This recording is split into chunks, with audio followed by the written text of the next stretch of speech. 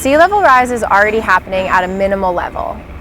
About 1 foot of sea level rise is expected in San Diego by 2050, mid-century. That number, that rate of sea level rise, increases exponentially in the latter half of the century. And so by 2100, we can expect from 3 feet to more than 10 feet of sea level rise. The reason there is a range of scenarios, 3 to greater than 10 feet, is because different guidance rely on different modeling and different scientific elements. We think it's really important that our local governments provide a roadmap that acknowledges that and allows us to plan for the future. Managed retreat is the acknowledgement that sea levels are rising. We have a lot of vulnerable coastal infrastructure, and that infrastructure will not overpower a rising tide. Eventually, things need to move back.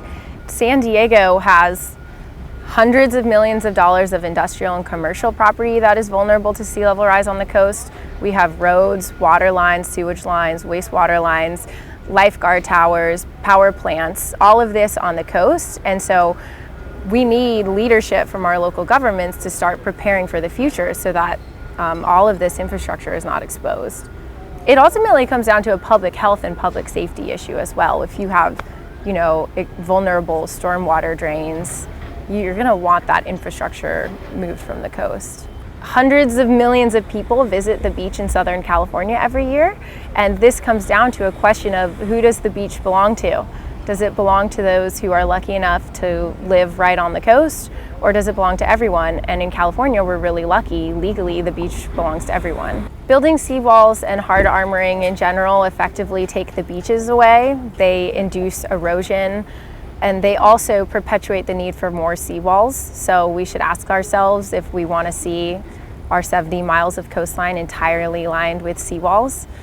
With regards to beach nourishment, it can be effective in the short term, but it has always been seen as a band-aid or short-term solution. The worst case scenario has actually been well documented in a number of assessments in our region, and it's called the do-nothing scenario. The question we're at right now is, should cities acknowledge best science, acknowledge that sea level rise is happening, and lay down some basic guidelines where they commit to doing something about that?